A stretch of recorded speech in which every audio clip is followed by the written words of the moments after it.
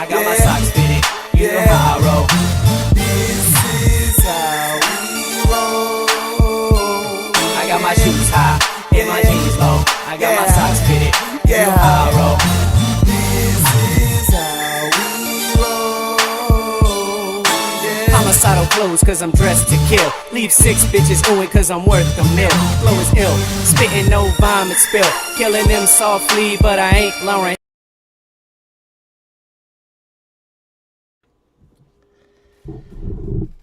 What is up, my people? Welcome back. It's been a minute, but we have so much to talk about today. Welcome to another episode of the Townie Sports Podcast. I am one of your 2 great hosts for this evening, Sammy, alongside, as always, Vic. Vic, how you doing, bro? Doing great, Sammy. Happy to be here again. It's been a long 2 weeks again, but happy to be back and talking about the 2 teams that we love, the Boston Red Sox and the Boston Celtics, especially with playoff time right around the corner. Nothing better than NBA playoff basketball. Yeah, man, I'm glad you segued perfectly into that. That's kind of where we're going to start today, our episode. Do a little bit of that NBA playoff picture, talk about the Celtics, how they are in the East. And then obviously, because, you and I don't really get into it as much, and you kind of pointed it out last episode. And I'm like, you know what? We need to keep diving in on that West because, we do know enough. And, I feel like we don't give the West enough love. So do a little bit of the West storylines going into the playoffs. Then me and you can do a little bit of a fun playoff bracket of sorts, kind of pick our Eastern Conference final and Western Conference final. Then from there, we'll dive a little bit into the MLB. I kind of want to do this a little bit of rolling. So next 2 weeks, we'll be doing more playoffs and then keep touching on different MLB storylines as they go along. And obviously, the Blue Jays starting red hot, the Red Sox, and some of our concerns as we've been watching this first weekend. And then we'll close it out with a little Townie takeaway. But anyway, Vic, let's start it off. Playoff picture going on right now. The Celtics lock up the 2nd seed in the East. They'll play the winner of the Cavs and the Nets, which is currently going on right now. And I know you got it on. What's it looking like right now for Cavs and Nets? Right now the Cavs are down by 11. Oh, my God. And just committed a horrible foul in transition. They're probably going to be down 13 here going into half. But not looking good if you are a Cleveland fan. You're probably going to be off to Miami. Brooklyn probably going to be off to play in Boston. So what do you the Celtics going into the playoffs, winner of the 4 of the last 5, 7 of the last 10, kind of keeping momentum, honestly, despite some of the injuries and the rest, and it wasn't like serious injuries. I mean, other than Robert Williams, it was kind of just small little niggles here and there for Jaylen Brown, Jason Tatum, Al Horford. What? That's a running term. Okay. Like small little injuries. Yeah. Sure. Don't get canceled, Sammy. We did have the one loss to the Bucks, which I think you and I in our group chat were kind of hyping it up. Like, yeah. Do we count that as a loss? I mean, that game was so close, went into overtime, even though they didn't have Jason Tatum and Al Horford. But what are your thoughts going into the playoffs, especially after the last week or so, 2 weeks? Yeah, I mean, they didn't have Robert Williams that game either. So, I there's some concern here with the Celtics, I think, going up against Brooklyn, of course. I mean, you're going up against the best scorer in the NBA. And Kyrie Irving, for as much as we hate on him, he's still a great player. There's been talks on the Brooklyn side that Simmons may come back for the first round. That's worrisome. Obviously, no Robert Williams is devastating. We would definitely would love to see Robert Williams out there. But then I was like thinking to myself, let's do a little Daniel Tice, my guy, Daniel Tice, deep dive here. So in the last 6 games that Daniel Tice has played, his net rating is 18.1. All right, that's a 125 offensive rating and a 106 defensive rating. Okay, his true shooting percentage is 67%. His assist percentage is 5.7. He's been great in terms of his rebound percentage. But if you look at that net rating, I mean, that jumps out. Even though it's been in the last 6 games, they have played good teams, and he has played a lot against good teams in these past 6 games. Memphis was one of them. The Bucks was another. Now, 18.1 net rating is pretty impressive for whatever range you're looking at here. I love what they're doing right now. They're coming together as a team. They're humming.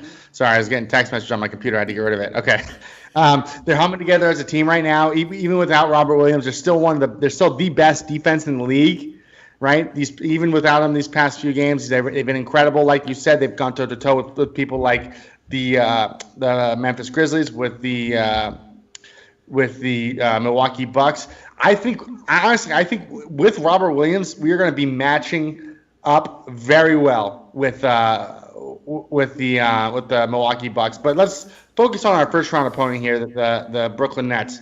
For me, the X factors here are simple, right?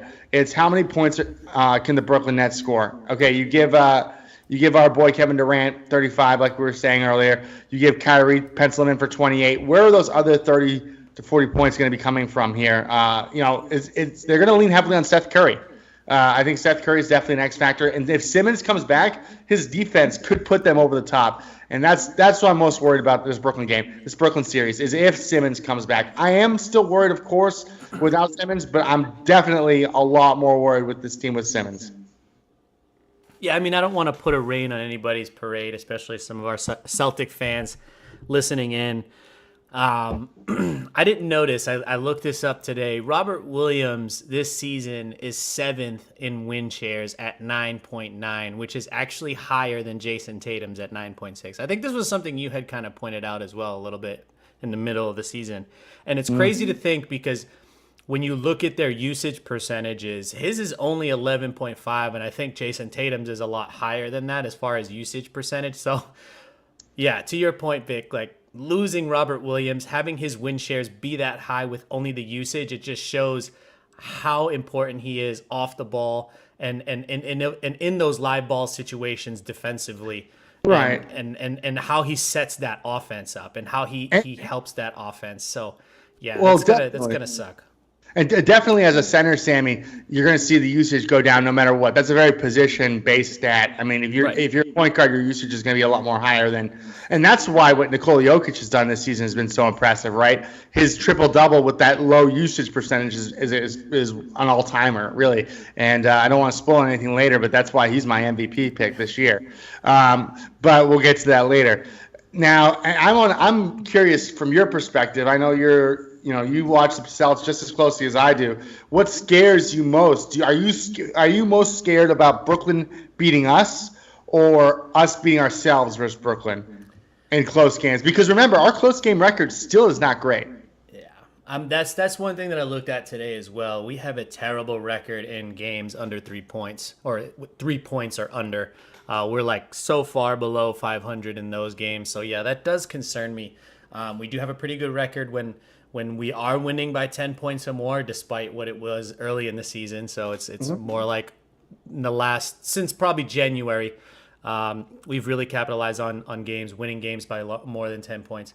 I think you pointed out really something interesting with the depth pieces when you compare the two teams from a depth perspective. Yeah, losing Robert Williams is huge, right? Like, I'm not trying to overshadow that. I'm trying to bring more positive, right? Because this is our show, right? We have to dive into what we have and what we don't have. And yes, we don't have Robert Williams, but what we do have is still more depth pieces, in my opinion. I mean, despite what has happened on Celtics Twitter in the last couple of weeks, bashing Grant Williams over some of his play and his boneheaded moves over the past couple of weeks, I still think having him is really beneficial and something that we have that they don't. I think he's still one of the better three-point shooters. Peyton Pritchard hasn't missed that. This is kind of an interesting stat. Hasn't missed a free throw all season. Wow. I believe. That's impressive. So he's another depth piece that we have. I mean, let's not forget Derek White. I mean, he's since he's been there, the team has been kind of, completely turned around. And not just from him, but I think his influence, seeing how he buys into the system that Ime Udoka was struggling at first to have these guys really buy into. Well, And him fitting perfectly in that role. I think he's going to have to actually be more important going forward. I know in the last couple weeks his net rating hasn't been that great. Well, it's not only these past few weeks, Sammy. Let's be honest. I mean, Derek White has been bad. Been bad. Like in terms of if we're looking at counted stats, Right. He's been bad for the Celtics. Since he got there. But here, the eye test, right? He looks like such a better fit with this team than either Jay Rich or Dennis Schroeder was, right? I mean, Derek White, even though his percentages are off, he knows where to be and he keeps the ball moving. I mean, those are stats. Those are things that don't show up in the stat sheet. Right. But that's the biggest thing that Derek White does that those other guys didn't do is he keeps that ball swinging around and he will attack. He attacks the hoop. If he gets a hole. Granted, we both were hoping that his 3-point percentage would come up. Towards the end of this year. Just having more open looks, but unfortunately that has not been the case. Although I will say, in April, these 5 games in April, his 3-point percentage is 55%, but he's also shooting one less 3-pointer a game. Yeah. But since he's been with the Celtics, 33% in February, 26 in March, and 55 in April. But he is coming on hot in April, 56% from the field in April, and 55% from 3. So. Hopefully he's catching Pete at the right time. We'll see. Yeah, I want to give a quick shout out to Arctic JC. He made a really good point that the East is all over the place. And that was something that I looked at today, too, while I was kind of sizing everything up as far as the bracket is concerned with the playoff teams. And, yeah, man, it really is kind of all over the place. It's really wide open. It was really tough for me to really break it down and look at who I was afraid of truly. And I think, as you mentioned, Vic, I am more concerned, I think, with Brooklyn than I am with Milwaukee. But I've been like that all season. I haven't been afraid of Milwaukee at all season. I know you think I'm crazy, but You're crazy. I don't. Yeah, I was going to say, you're crazy. I don't. I'm not as afraid of Milwaukee. I don't know. I'm more afraid of Brooklyn, and I wasn't as afraid of Brooklyn until the mandates were lifted. Then I'm like, okay, now with the full Brooklyn Nets team, they're scary. Well, let me ask you this, Sammy. Out of all the teams in the East right now, who are you the most afraid of? As a Celtics fan. Brooklyn. Really? Okay. See, I'm still afraid as a Celtics fan. As in everybody else, if you're just rooting for a team, of course, Brooklyn's probably up there. Milwaukee's up there. But as a Celtics fan, and just the success that Spoelstra has had against us in the past, the Heat scare me by far the most, more than any other team by far. Now, luckily, if we do make it through, we won't have to face them until the conference finals. Right. We'll have Rob And Williams. for me, that's key, right? Like, that's why I'm looking at it. Why I say Brooklyn is because if we make it to the conference finals and we play Miami and we lose, I'm fine with that. I'm not settling, but I'm like, okay, without Rob, that's as far as I thought we could go. Mm-hmm. That's kind of why I'm looking at it because I know we're not going to face Miami before that. So, sure. Moving on, actually, let's continue kind of on with this East topic for right now before we dive into the Wild Wild West. But the not so brotherly love going on in Philly right now. Matisse Thybulle ineligible for the Toronto games due to only being half vaccinated. Do you think that's news? Do you think that's pretty important for them? I thought it was significant considering the construction of that roster. News. Because that's the other team I didn't want to face in the first round was Toronto. They scare the crap out of me. I honestly saw Bill Simmons picked Toronto in the series, and I would not be shocked if Philly was a first round exit and we see Doc Rivers on his way to coach the Lakers next year. Now, is that James Harden excitement in that honeymoon phase, which you perfectly described it as, is that over? Like, is that like it just doesn't seem to me like he's as impactful as he was that first 2 weeks, 3 weeks, which is what you kind of called that. Yeah, I mean, of course it's over. James Harden's been a shell of himself, let's be honest, in these past few weeks here.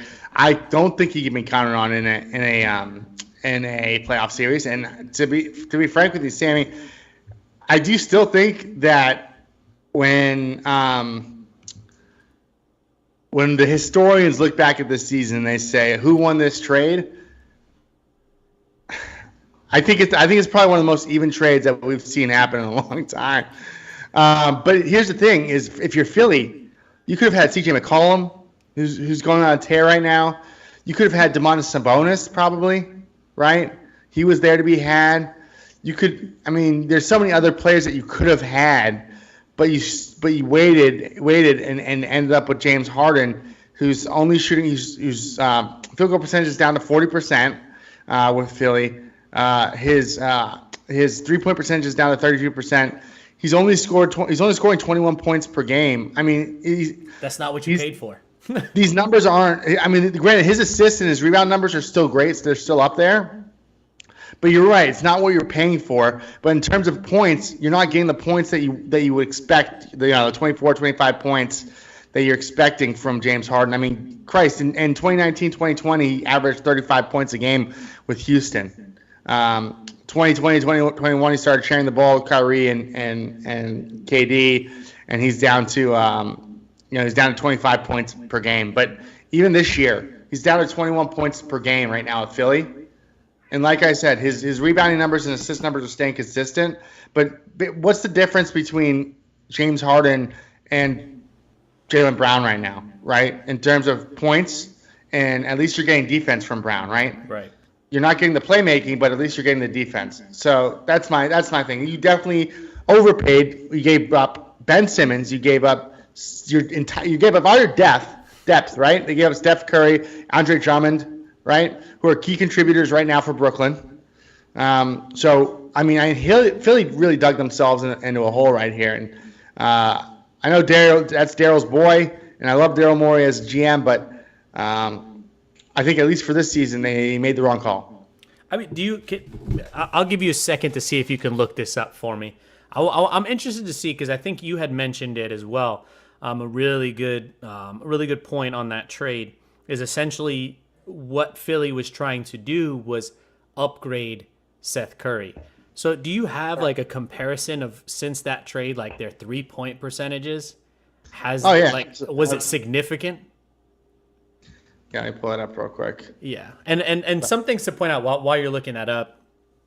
I think when you look at Philly, I'm still going to give all the kudos to Joel Embiid. He's been absolutely tremendous this season. He's my pick, not to spoil it, but he's the reason why he's my pick for MVP.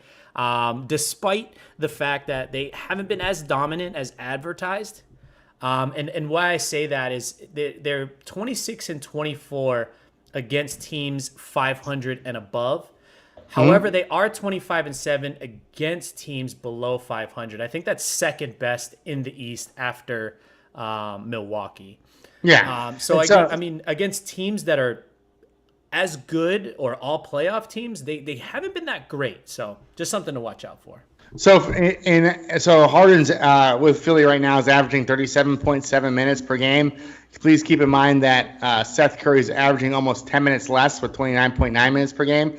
But Seth Curry, in terms of percentages, his field goal percentage is 49% compared to James's, which is 40 with Philly. 3-point percentage is 46 for Seth Curry, and it's 32 for James Harden, and they are averaging the same number of attempts, 3-point attempts per game. So that's troubling. Yeah, that's troubling. So they wanted to upgrade Seth Curry and ended up downgrading, is what you're trying. It was what you're pointing out right there. Well, I mean, if you take into account that they lost Simmons and they lost Drummond, yes, and you know, I'll be the first to say that I thought that off the bat that Philly had won this trade. Now, after the dust is cleared, it's been some time. It's clear that James Harden is not the same player that he was once before, and he's entering a new phase into his career where he's not that guy, pal. He's not that guy. So. And honestly, Philly may have dodged a bullet by not having him sign that contract so they can let him walk. So there is that for Philly. Let him walk though. I don't know if they'll let him walk. No, I don't think so either. But at least they don't have it tied up, you know. So there's that option. Real quick too, another reason why I wasn't as afraid of the Bucks as you. The Milwaukee Bucks, the big bad Milwaukee Bucks. I believe they're like 33-7 against bad teams, or 31-7, something like that. But against teams 500 and above, out of the playoff teams, I believe they're second worst. They're 24-25 against teams 500 and above. So when they play good teams, they struggle. Yeah. So that's Yeah, why but I'm Chris not Middleton- as afraid. So Chris Middleton is a noted Celtic killer. he is. He's a noted Heat killer too. So Yeah. Well, yeah, true. So, hey, JC, watch out, bro. That's going to be tough. What up? What up to Serge? Welcome to the chat, Serge, our newest Bostonian. So, let's be honest, though. I don't like Philly's chances. I like Milwaukee's chances. I think that Milwaukee and Boston, if Boston were to be so lucky to beat Brooklyn, I think that that the Celtics would take. It would be a 7-game series. I mean, I would love to watch Giannis and Time Lord go 1-on-1 for 7 games. Absolutely. that's what we wish we had Semi Ojeleye. All right, so actually, let's do it right now. Vic, your Eastern Conference Finals prediction at this current moment, while we still have these play-in games going on. Oh man, I'm going chalk. Celtics Heat. Celtics Heat 1-2. All right. So mine had a little caveat to it, and it was really tough for me. And currently, what's the score right now of the Brooklyn game? Well, it's at half right now. Start of the third quarter. 43 Cleveland, 57 Brooklyn. Okay, so I said Brooklyn as the 7 seed makes things tough for me, especially with Kyrie Irving able to play the home games. I got Brooklyn playing Philly. If the Celtics play Brooklyn, I got Brooklyn playing Philly in the Eastern Conference Finals. If the Celtics play the Cavs in the first round, which looks like it's not going to happen, I had Celtics playing Brooklyn in the Eastern Conference Finals. Mm-hmm. So you don't think that he could beat Brooklyn?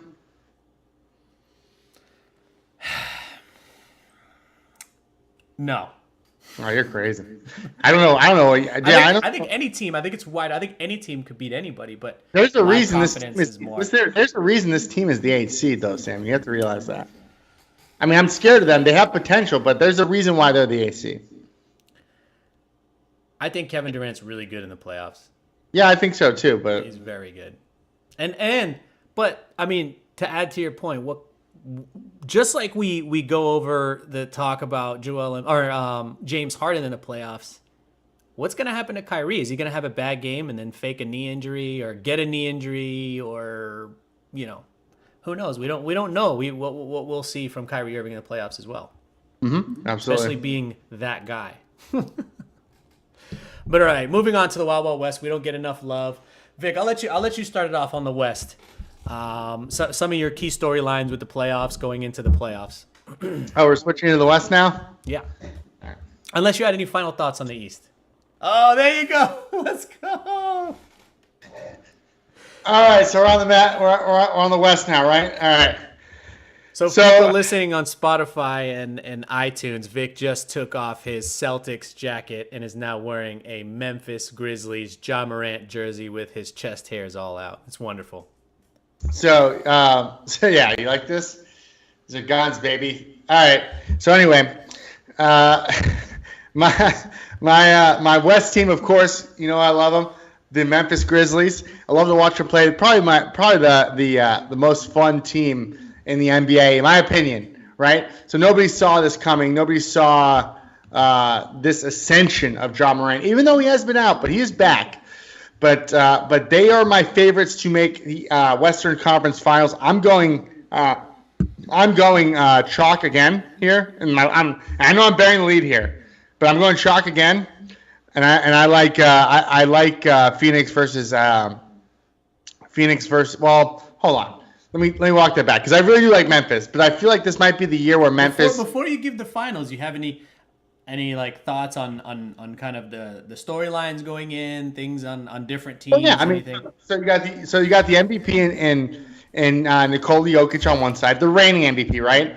And in my opinion, the soon-to-be 2-time reigning MVP on one side. You have Ja Morant, the 22-year-old who has taken the league by storm, really, right? And just this whole bunch of young players in Phoenix who literally have rise out of the ashes like a phoenix to come back to They're a the. machine. They're a fucking machine. They are incredible and just absolutely dominated. Absolutely dominated the Western Conference this year, and the Western Conference, the entire league. Let's be honest, right? So, I mean, there's so many storylines in the West. The East is definitely more up for grabs, I would say, just because the Phoenix Suns are such a juggernaut. I'm stealing one of your stats here, right? They're 31-13 against teams above 500. I'm sorry, Sammy. I just saw this. I had to steal it. I like it. So 31-13 against teams above 500. I mean, that is an incredible record. And for how much time Chris Paul missed this season, still,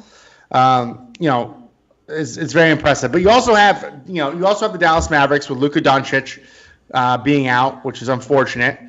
That really sucks. That really, really sucks.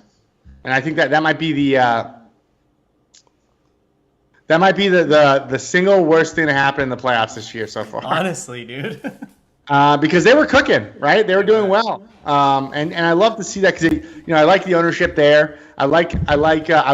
I like what he stands for. Really, he's like really like I don't give a shit kind of guy. I'm gonna do it by myself. But a sneaky team I like, Sammy, is Minnesota. Yeah, I was just about to say that, dude. Damn it. And I love Memphis, but I think that they might have trouble with Minnesota. I think Memphis will destroy the Clippers. The Clippers' secret weapon. Rewind. The Clippers' secret weapon is going small.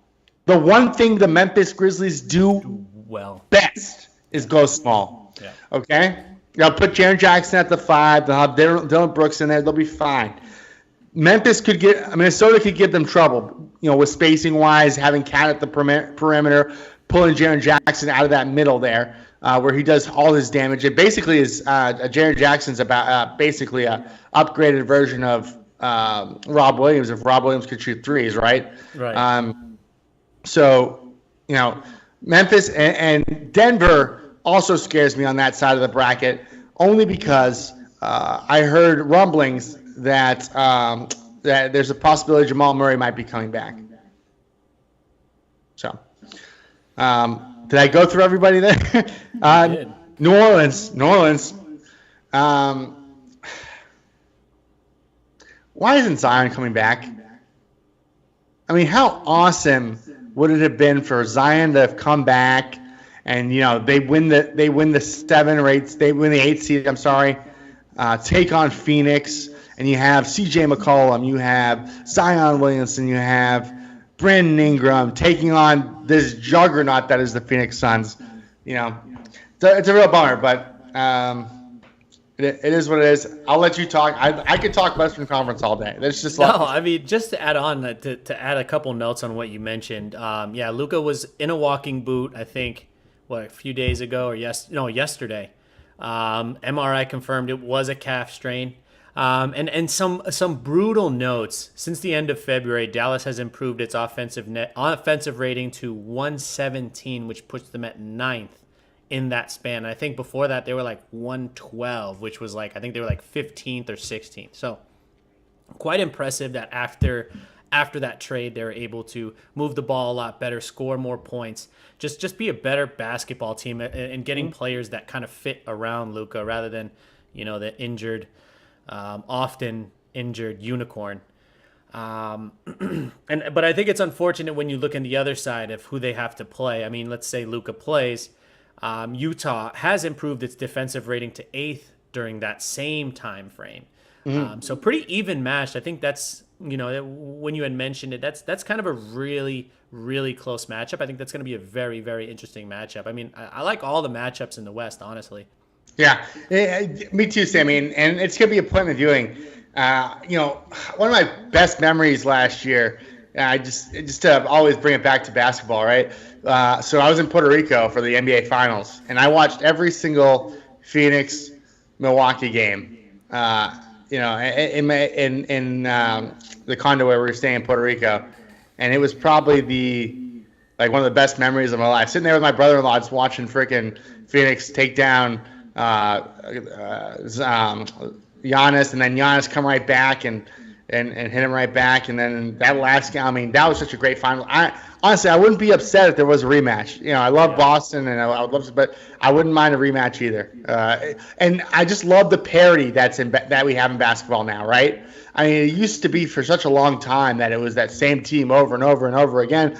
But really, Sammy, other than Phoenix in the West, I mean, even Phoenix has vulnerabilities, but not really. But I'm just going to say that for the show. Even Phoenix has vulnerabilities, and I really feel like at least in the East, any team can come out, and in the West, any team can make the Western Conference Finals. Yeah, I mean, to touch on a storyline that Tarek had pointed out in the chat here, I mean, you know, return of the big man, you know, that's kind of a big storyline for this season. And then watching going into the playoffs, you know, Giannis, I mean, technically not really a big man, but plays more like a big man. Nikola Jokic. I mean, dude, his offensive win shares are insane. 15.2, being a center. Second place is 12.9, and that's Giannis. So his offensive win shares are ridiculous, dude. He's like 2.5 points above Giannis. Well, are we ready to talk about MVP now? Not yet. Right. I did want to point out, I was reading a couple articles today about Jamal Murray. Apparently yesterday or last week or the week before, he was cleared by the doctors to play. So it's his choice. And apparently he was supposed to play in the game yesterday. He was given the clear and he was asked to play and ended up not wanting to play. So I think that's a storyline to also watch out for because he's cleared by doctors. So I want to see him on the court, honestly. Yeah, me too. Me too, Sammy. Me too. All right, so give me your Western Conference prediction now. My Western Conference prediction is the same that I said before. I'm going to go chalk again. Well,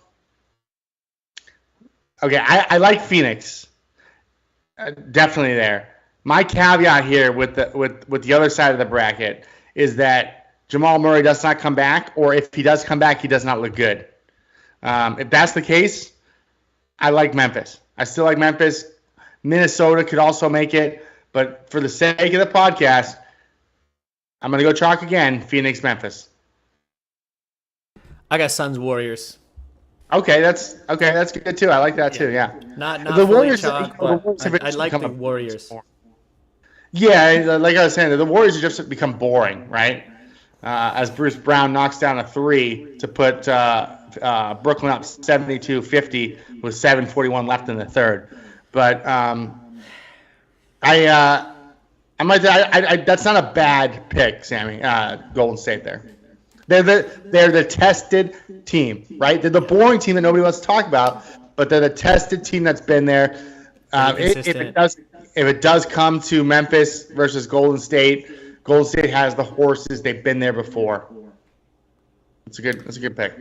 But all right, your NBA awards. Let's do a little breakdown of how you did it. Do you have? So I put MVP, Most Improved, Defensive Player of the Year, Rookie of the Year, and Coach of the Year. Did I miss anything? All right.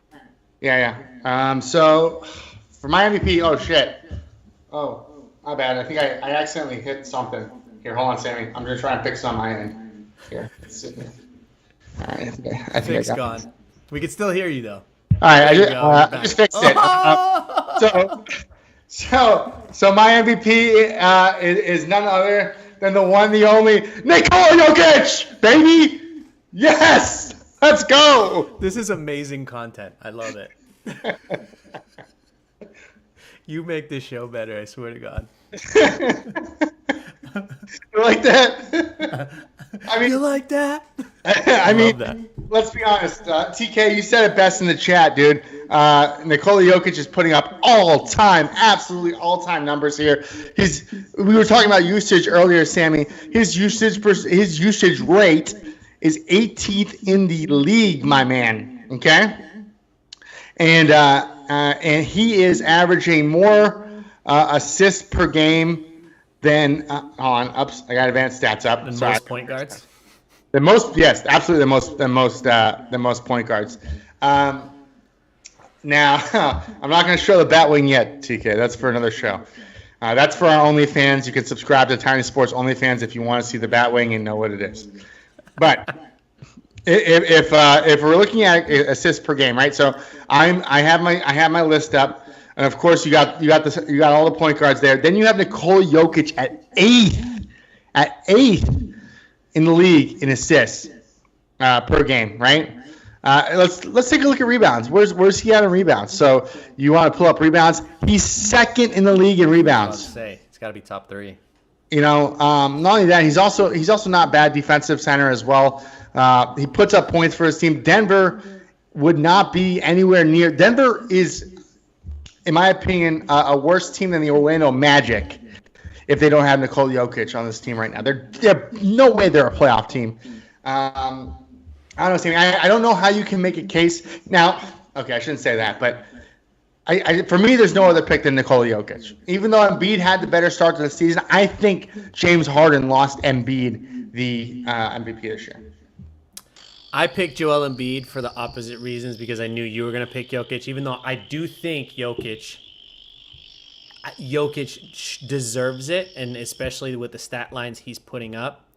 I think there's a little bit of a boring thing with that. It's, to do back-to-back. He might get it. We've seen the back-to-back before. Would love to see Embiid get it.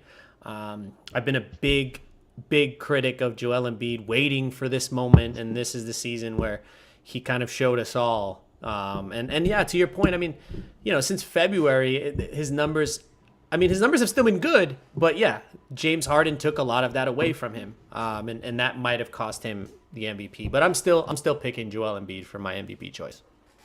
Yeah, and now TK brought up a good point.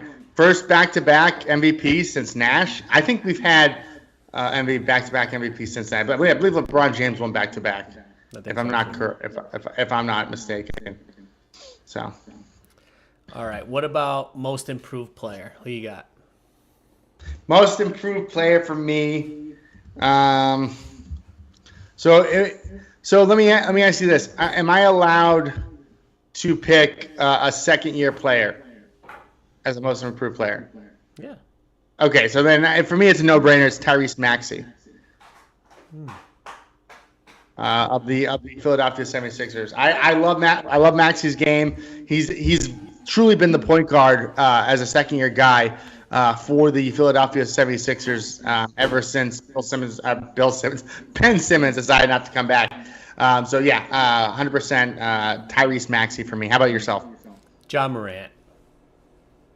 But he was not most improved. Oh, man, I don't know about. He's always been this good. What he's doing this year. I'm only giving it to him because this is usually the case when you got a guy who makes this type of leap as far as an impact, and he's not quite MVP yet. They usually give that guy the most improved player. And I think it's a storyline thing, right? Like that's also part of how these votes go. It's the stat increases, it's the influence on the NBA, and it's also how are your highlights this year compared to last. And I feel like this year it's been more critical. This team is even better than it was last year by I think like 13 games or something like that. So yeah, I got John Morant. Okay. All right, sure. And I think you and I on the next one are going to agree. Defensive Player of the Year? It's no other than Marcus Smart. Marcus Smart, baby. Marcus Smart. Now he's not. It's funny enough. He's not. I don't think he's the betting favorite, is he? I think so. I think he just became it. Oh, he is. Yes, I'm looking at the odds right now. He is. Yeah. Wow. I know. Finally. He was a 4,000 point underdog. 4,000 point. He was plus 4,000 at the beginning of the season to win Defensive Player of the Year. The amount of crow I should eat on Marcus Smart is just beyond the amount of crow on the planet. I think, right, Sammy? I think it's all of us. I have been a Marcus. No. You've been a defender. You have defended him. I've been the one that's like, oh, trade him. He's, we don't need him. We get this dime a dozen. But he's really shown himself to be an incredible point guard this year. And on top of that, he's finally getting the time to play point guard. Right. Now he's finally being able to, he's not playing the two as much. He's not getting pushed off the ball by Kemba Walker or Kyrie Irving. So Terry Rozier. yeah, he was never getting pushed off the ball by Terry Rozier. Terry Rozier is pushing everybody off the ball, including Kyrie Irving. You know, I think a dark horse for later. You know what's funny is Ben Simmons was a plus 350 favorite to win Defensive Player of the Year at the beginning of the year. It's hilarious. But yeah, no. Yeah, just I love interacting with the chat, and TK is making some great points right now. Time Lord does compliment him well, but you know what, TK, I really think it's more the system that Ime Udoka has in place, where he has Marcus Smart usually on the best guard or the best forward. Doesn't matter what position that person's playing. Marcus Smart is usually there and always in the right spots for help. He does the dirty work. He flops, absolutely he flops. But you know, God love him. I love Marcus. That's how you get calls. That's how you get calls, man. Amen, brother. All right, so the next one. This is always an interesting one because I think there's usually like 2 or 3. Then they're all pretty much even odds on who's gonna win it. But No, it's Rookie not of usually the Year. It's not 2 or 3. It's usually never this. There's never this many options as there are this year. There's 3 people this year, Sammy, that if you said is your Rookie of the Year, I would say I'm not mad at that. There's Cade Cunningham, there's Scotty Barnes, there's Evan Mobley. All have been incredible, but my pick is Evan Mobley. My pick is Scotty Barnes. And you know what? I would take either or, Sammy, because they both I want to pick Cade Cunningham, but they didn't make the playoffs. That's the thing, right? So that's the kicker. Now, if we're looking strictly stats, you know, Evan Mobley is definitely has the better stats, right? Scotty Barnes, what he does defensively is incredible, but he also, I think he averages 20 points per game. Is that right? Something like that? Yeah, I think so. At least 20, since the second half. The second half. You know, Evan Mobley, what he's done, 15 points per game, 8 rebounds per game, 16.15 PER, which, you know, ESPN loves to talk about PER, but not my favorite stat. But 15 points and 8 rebounds on a playoff team is pretty impressive. Now, granted, they were fighting for their playoff life right now. Return of the center, right? What's that? Return of the center. There are some great centers, and you know what? There's 2 more great centers coming in the NBA, Sammy, with Chet Holmgren, and then next year Victor Wanyama out of France. So, you know, you're absolutely right when you say that this is the moment of the center. I mean, Evan Mobley looks great. That's Tarek. That's not me. I'm not going to take credit for that one. All right, well, TK, Tarek in the chat. Stuff. Definitely the moment of the center. Yeah. So who's your you had Scotty Barnes. Do you want to do Coach of the Year? Yeah. Go ahead. Who's your Coach of the Year? Eric Spoelstra. Oh, dude, what? No, what? What? Who's yours? It's Tyler Jenkins. What? No. So it would have been Tyler Jenkins. It would have been. You know, no, I wish. I wish I could. I wish I could get this. And you know what? There's so many good young coaches in the NBA right now. You got JD Bickerstaff, right? You got Taylor Jenkins in Memphis. But my pick is Monty Williams in Phoenix. So he was robbed last year. Last year. I'm fine with that. And he deserves it this year. Now Eric Spoelstra, awesome, but nah. Here's my thing, and I'm only doing this partially because I'm eating my crow. I've been eating my crow for the last 8 years now. When I used to just straight up bash Eric Spoelstra for being the guy that he's got all this talent. Of course he's gonna be good, but year in and year out, he has his coaching style. I mean, granted, he does have Pat Riley in his back pocket. You know, that's also very, very, very helpful when you got Pat Riley there. But he takes these guys, these group of players, they buy into his system. He's got to deal with Jimmy Butler now. Jimmy Butler didn't even play for a lot of the season, and they're still the number 1 seed in the East. That's really a big part of it. They play well. I mean, they destroyed us. We couldn't even figure out a zone defense to save our lives in the playoffs 2 years ago. That's what's scaring me, Sammy. The zone defense. I mean, that's why I pick Eric Spoelstra. So I don't hate the pick, Sammy. I don't hate the pick, and I apologize. I am paying attention. I was just looking at when the fuck this game's gonna be over so I can watch Minnesota versus Clippers. Oh, I know. I want to watch that game too. I'm so excited for that. But it's funny. I'm looking at the sports books right now, and it's actually Coach of the Year is unanimous apparently, and they've already closed the books at minus 1,500 for Monty Williams. So you can't even bet on it anymore. That's fine with it. Yeah, I'm fine with that. And as far as most improved player, you were right on. John Morant. They closed the books. John Morant. Storyline, bro. Storyline. It's annoying, but it's a thing. And sixth man of the year. Oh, sixth man. I didn't even see that. I forgot. They closed the books. So who would you guess if you had to guess? Sixth man of the year. Hold on. Oh, sixth man. Guess. Don't look. Just guess. Luke Kennard. So you're gonna give it to Luke Kennard, but you're not gonna give it to Kate Cunningham. JC, you're right, dude. It's definitely Tyler Hero. Come on, dude. Oh, Tyler Hero. Yeah, that was gonna be my second guess. All right, casual. Luke Kennard was up there. Luke Kennard, get the hell out of here. Oh, sorry. No, you're good. All right. Any closing notes on the NBA before we change gears here? Man, I love basketball.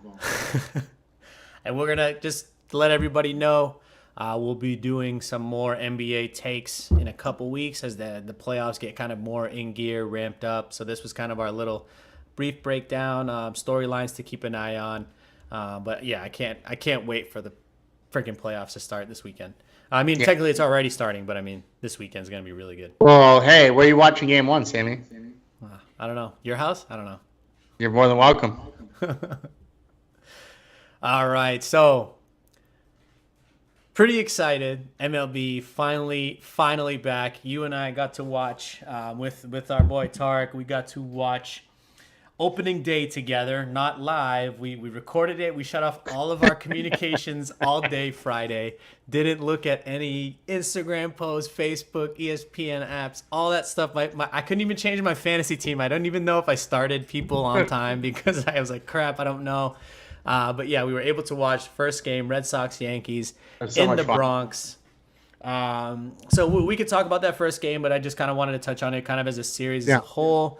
Tough first series in the Bronx for the Red Sox. Yankees take the first two, and the Red Sox find a way to win in that final game on Sunday by my boy, and that's sarcastic, Bobby Dalbec's home run in the sixth inning. I thought it was so ironic that happened on Sunday. Call me crazy, Sammy. Crazy. You're crazy. No, I will. Okay. Oh. Bob Costas. That was I was so actually great. on a heater during that opening day game on MLB TV. Dude, Bob Costas rules. Anyway, call me crazy, Sammy, but I'm worried about the Red Sox. Tell me more, Vic. Tell me more. Why are you? Because I want to be here to answer your calls, just like you're answering my calls in the NBA. I want to answer your calls in the MLB. Why are you concerned with the Red Sox? This is where you shine, right? So NBA is my thing. MLB is your thing. I'm scared because I don't think this team looks good. Does that make sense? Steph over here is laughing. Call me crazy. Steph, if a team doesn't look good, that's a bad thing, right? I just want to make sure Right. that we're on the same page. So, the biggest thing that concerns me, Sammy, is the bullpen, the pitching. I feel like I don't have. Hey, look who's in the chat. What up, Clark? So the biggest thing that concerns me is the bullpen and the pitching staff, right? Let me start off by saying this is something that I'm going to touch on in my Townie takeaway. I'm not going to get into it too in depth, but I'm just going to point it out for right. You're not going to talk about the USMNT? No, that's not what I was came. The World Cup's not here yet. The bullpen is not shaky. in a sense that it's okay. So there's a caveat here. It's shaky because these are guys you don't know. You personally, a lot of the people on WDAE, a lot of the people on 98.5 The Sports Hub, WEEI, they all don't know who these guys are. These are actually pretty good relievers that are either were injured, had a season where they were bad. And I give you one example of a guy that's turning out to be one of our best relievers, and that's Hansel Robles. So 2 seasons ago, he had one of the best seasons. Last year, before the trade, something was happening. He was having command issues. That's something Chaim Bloom capitalized on. He's like, okay, yoink, I want to go take him. I know that there's promise here. He ended up being our best reliever in August to September. Mm-hmm. And to point out with our bullpen, they've been actually our most solid pitchers in this entire series so far. Granted, okay, so this is overreaction. This is a podcast. This is us talking sports. We got to overreact to these things because this is just what we're supposed to do. But I think you're onto something with the starters. And I'm actually more concerned with the starters than I am with the bullpen, considering the starters gave up 10 runs in 14 innings. And the bullpen gave up 2 runs in 15 total innings, and that's not counting the ghost runner, which... Oh, my God, dude. But he's fully embodied. He's fully embodied. And I apologize for talking about our inside jokes on the podcast, but he's fully embodied, and he is an actual person. Bob Costas, man. Bob Costas. So classic. But I think one thing to be concerned with this Red Sox team, I think you're spot on. I'm concerned because the team really doesn't look good, and we are a slave to those bats. This Red Sox team is an absolute slave to those bats. If those bats go silent, this team is going to be very bad. I know that sounds really, really stupid to say, but we're a big hitting team. We're a big slugging percentage team, and it's been pretty ugly, man. It's been very ugly. The runners in scoring position has been abysmal. At least in the first series, it's getting a little better against Detroit, but it's been really bad. But and you know what it is, Sammy, is we've been relying in these first few games. We've been relying too much on the long ball, in my opinion.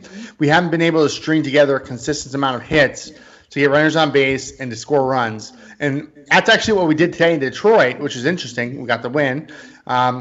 Whitlock has been our most consistent pitcher, probably, right, at this point. He is. Most innings. Yeah, most innings. He gave up the home run in New York, but still, I mean, that was a short porch home run. It was a short home run. Barely went over.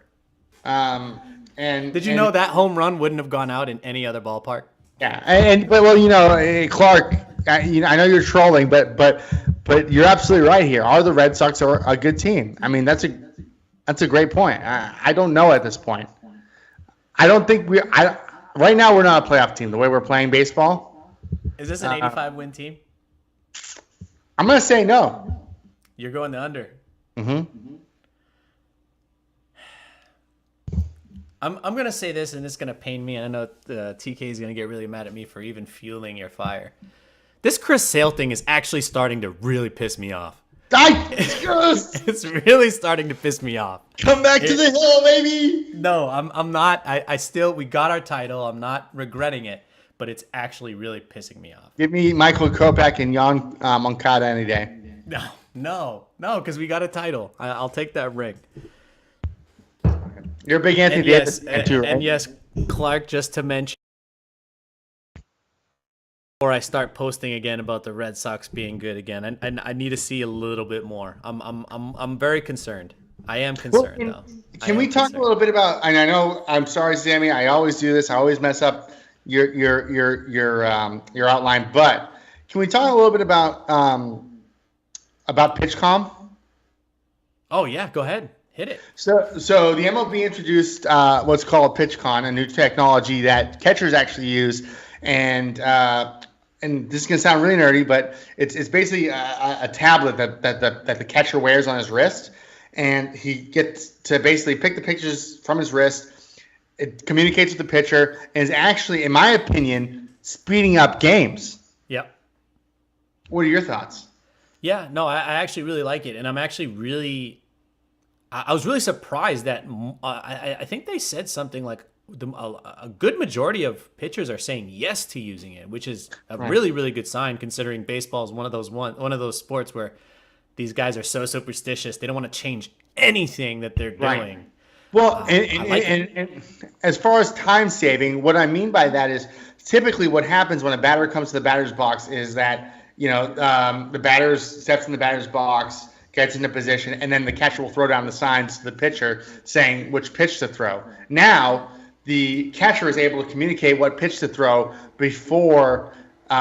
literally before the batter even steps into the box. So you don't have that time delay where the pitcher and the catcher are trying to figure out what pitch to throw. That's already been decided. So even if it's 3-4 seconds each batter, that's saving a significant amount of time and I think speeding up the game. Now, Yankees Red Sox games be damned.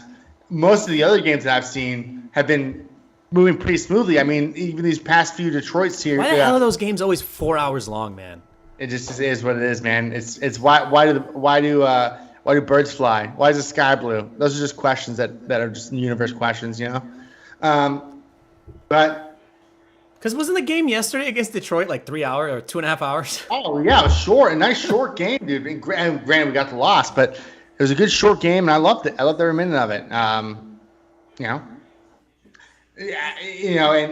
it is early in the season, but Clark asked, and I feel like we are obliged to give it to him. What is your AL East prediction, Sammy, this year? Who do you have coming out of the AL East? I got the Rays. Okay, all right. So like I said, we're overreacting to a few days. I like what I'm seeing from Toronto's bats. I still don't trust their pitching. I actually don't trust their pitching, just like I don't trust ours. But I actually like our bullpen better than their bullpen. So I'm gonna go ahead and give you a great segue here, and I'm gonna say the Blue Jays. Yep. Perfect segue. The Blue Jays are off to a tremendous hot start in the AL East, just like the Tampa Bay Rays are as well. But I just wanted to point out the Blue Jays because they are doing something significant and something that I realized after also, I think Minnesota is also doing this. But the Blue Jays bats are so freaking hot. They had 7 home runs in the first 3 games, which is ridiculous. I think they're at 8-4 games. They're 3-1. But again, watch out for that starting staff. Jose Barrios had a terrible first start. Didn't even last the inning. I think he went 0.1 and gave up 5 earned. It didn't matter. Yeah. I mean, they ended up winning 10-8. I mean, that sounds like how we're going to have to win. That's how the Red Sox won last year, dude. By just pounding the other team with home runs and hot bats. I love the Blue Jays this year. Yes, Clark. I'm going for the Rays to win the AL East. Yeah. I love the Blue Jays this year. Not as I don't love them as a team I'm going to root for. Although who knows, you might see me in a Blue Jays jersey, by the end of the year. Is this going to be like your league pass team? You know what? Yeah, Sammy. Here's the thing though. I hate to admit this, but I'm not a big non-Red Sox baseball watcher, and I want to be better at that this year. Yes. So yeah. Maybe I'll make the Blue this. Jays my league pass team. I hate that my league pass team would be another AL AL East. But hey, I got an idea. How about you tell me what should my league pass team be? And for everybody in the chat right now, I want you to give me what my MLB league pass team should be, which means is they're a team that's fun to watch that I like to get on. So, don't roll your eyes. What's the eye roll for? Come on.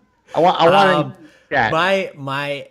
Usually a team that I really like to watch, and it's actually coincidental. I share a MLB TV app with one of my good friends, Bobby, and he's a big Mets fan, and it's fine because I do like watching the Mets because it allows me to watch more NL teams, so it gives me a team to kind of watch that I don't have to wait until 11 p.m. at night or 10 p.m. at night to watch. If I were to guess a couple teams to watch, kind of to keep you grounded everywhere, Detroit is a good team to keep an eye on. I know we're playing them right now. Good young pitching staff, pretty good, solid core group of hitters around them. Miguel Cabrera, this might be his swan song, right? He might be done after this season. Who knows if he's going to retire? Cardinals are always a good watch. Nolan Arenado is absolutely tremendous. You got Yadier Molina over there. Adam Wainwright's looking like he just doesn't age at all as a pitching staff, as a pitcher. I like the Mets this year. I'm always interested to see what they're going to do. I always criticize them heavily off how much money they spend. But it's looking at they're another team that's starting off very, very hot as well. And their pitching, compared to any other team, their starting staff has started off better than anybody else's, which is, I think, the opposite of every other team, right? Most teams' starting staffs are terrible right now. Yeah, no, I'm with you, Sammy. And I think we're seeing a progression in baseball where the starter is starting. I don't know if this is an early season thing. I don't know what this is, but we're starting to see a progression where the starting pitcher is out within 5 innings, right? Yeah. You're rarely, because last year I think so. This is a hot stat.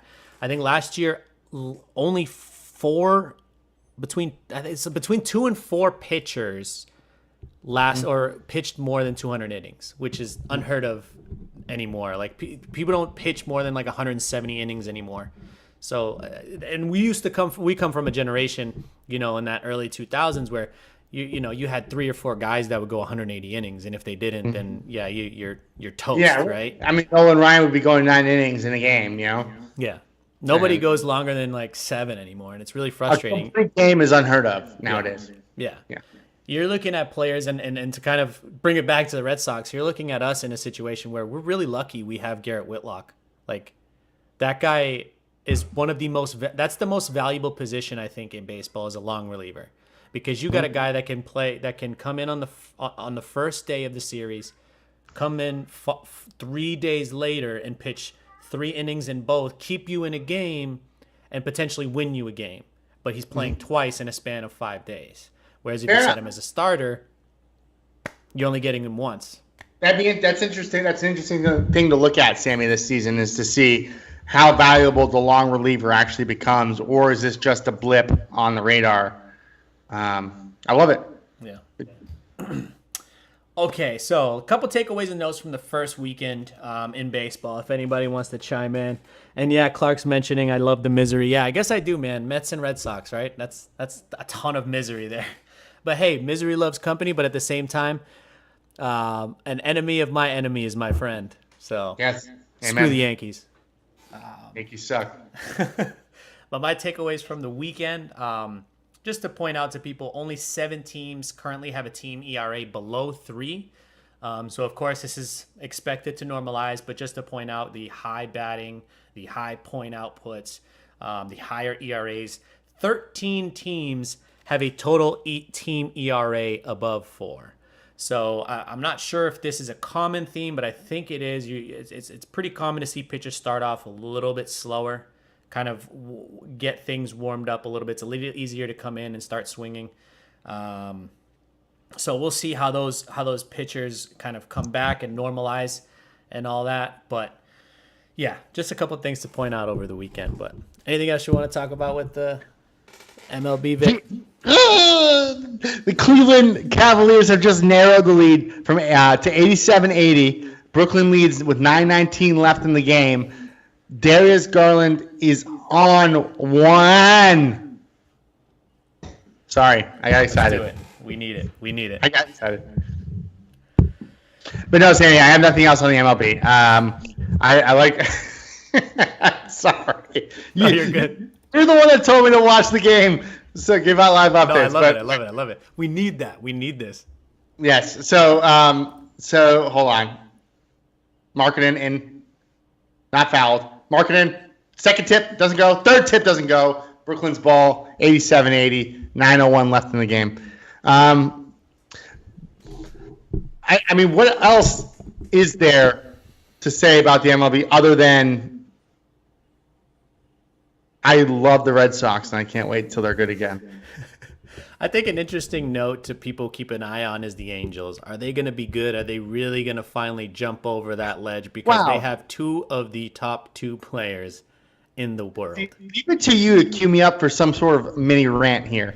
Because, I mean, this is just the most ridiculous thing that's ever happened in the history of baseball in the last 30 years, where you have 2 great players, Mike Trout, who is seemingly anonymous. Nobody knows what the hell he looks like. If Mike Trout walked past me in the street, I wouldn't know who the hell he was. And I host a podcast So that's suspect. But also, number 2 here, Shohei Ohtani might be one of the most exciting players in baseball since Babe Ruth, and he still can't make the playoffs. As Darius Garland sinks a floater in the paint, 88-82 Cleveland, 8:36 left.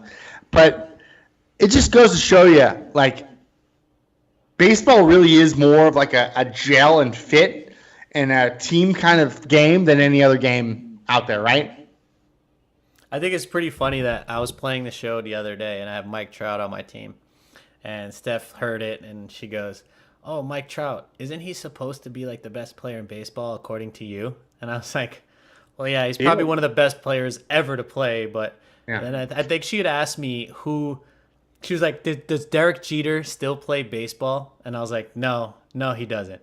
And she was asking me like, who is popular in baseball right now? And that's sad, though. That's right? sad. That's very sad. And I think the toughest part for me was I wanted to say Mike Trout, but in reality, he's not the most popular player in baseball. No, it's Tatis. It's Fernando Tatis. He's the most And he's popular. always injured. Yeah. Well, yes and no, but yes. Bring back the Mannies. Bring back the Poppies. Bring back the Pedros. Bring back these guys that have just like everybody on the Red Sox. They are all Red Sox. Bring back Jeter. Oh yeah, kid. Bring back Mo Vaughn. I want to see Vaughn. How about Jason Varitek, dude? The captain? Yeah. I want to see him come back. Oh, what about Petey? Yeah? Guy was like 5'7", kid. Did you get the Kevin Euclid card in the show yet? No. How do I? No, I need all the Red Sox players to do that. I know. I'm about to buy Chris Sale just to get it. I'm about to buy everybody just to get it. I'm about to just throw down $100 in the show right now. Just buy them. But all right. I wanted to get this is a really short takeaway, and this is something that I had mentioned earlier and I had touched on. I didn't want to give away too much information on it. But I just want to give myself. Is this the new Tiny Takeaway logo? Hold on. It is. It is. This needs to be. This is nice. I like this. Thank you. I'll be quiet now. Thank you. I'm also going to make your USMNT's corner. I'm going to make. I love that. Yes, I would love that. Just have it be a picture of Gio Reyna crying every time he's injured. Jesus Christ. I just want to point out every single person on Red Sox Twitter, and I know Tarek makes fun of me a lot, right? Because I put myself through this, man. I think maybe Kurt is onto something, or Clark is onto something, that I love misery, right? I drive to work, I drive home from work, and I just always find myself putting on Felger and Maz. And I think part of it is because I want to know, what are these ridiculous idiots thinking of? And not just the two announcers or the two hosts. I respect Tony Maz because of his baseball knowledge, his vast baseball knowledge. But I hate the fact that they rile up the city. That's what they're there for, right? To rile up the city. But then listening to the calls that they take, and everybody in the beginning of the season bashing this bullpen and saying this bullpen can't do anything. This bullpen can't do this. This bullpen can't do that. We're only 4 games in, 5 games technically now, and our bullpen has been the best pitchers out of all of our pitchers. The best. Granted, Nate's probably going to get better, hopefully. I mean, Pavetta was dreadful on Saturday. Everybody said, oh, that wasn't bad. That was awful. 4 earned in 4.1. I thought that was pretty terrible. Then you had our bullpen come in and try to hold it down, held down the lead, didn't give up another run. And I know these guys were unknowns. Everybody's calling in and everybody on Twitter making fun of Matt Strom and his wild hair and making fun of old man, red-haired Jake Diekman. But man, Jake Diekman on Sunday, how about those balls, dude? How about Jake Diekman's humongous gonads to strike out Aaron Judge, Giancarlo Stanton, and Joey Gallo back to back to back? It's not that hard to strike those 3 out. I'm just saying, though. In a game like that, you're only winning 4-3, and you're striking out the heart of the lineup of your rival, of a team that Vegas is touting is supposed to get second in the AL East. Yeah. Just No, saying. you're right. And I'm giving myself my flowers on this bullpen. Our bullpen has been extremely solid, and I even put in, when I was mentioning it on I put my little video up there on Instagram about the bullpen, talking about Garrett Whitlock being the center of that bullpen, Hansel Robles being one of our more solid bullpen assets, a guy that wants to stay so bad, took veteran minimum even when he was having citizenship issues to stay on the roster because he wanted to play for the Red Sox. I don't care what anybody says. I want players that want to play for the Red Sox. I will say this, though, Vic. I am very concerned with Trevor Story. I'm not jumping off a ledge yet. He sucks. Sit that story down. He sucks. I'm not jumping off a ledge yet, but I think you do point out something interesting, that it is bringing back that, you know, that meme with the dog and the war going on, and the dog. Everything's okay. Everything's fine. Yeah. It's the Trevor Story comparison to Adrian Gonzalez and Carl Crawford. And I am getting a little of those. I'm not going to jump off a ledge yet. He's only had 8 at-bats, but, you know, I just want to say something. I was listening to Felger and Maz again today coming home. They said Javier Baez is better than Trevor Story. Get the hell out of here with that. The only player that I would have taken over Trevor Story in that deal, in any of these deals in the offseason, was Carlos Correa. That's it. Oh, I disagree. I would have taken Seager. Oh, well, that had already happened, I think, before the Yeah, it happened before Story, but I'm just saying, like, if I had to pick of any of the players available this offseason, who would I have taken? It would have been Corey Seager. Yeah, probably. But, I mean, not at the price point. Okay. Then you get 30, 35? I'm worried. I'm worried about Story. Yeah. I always appreciate your takeaways, and it's becoming evident that you and I have definite takeaway corners. I feel like every single time I'm on takeaway, it has to do with the United States men's national team.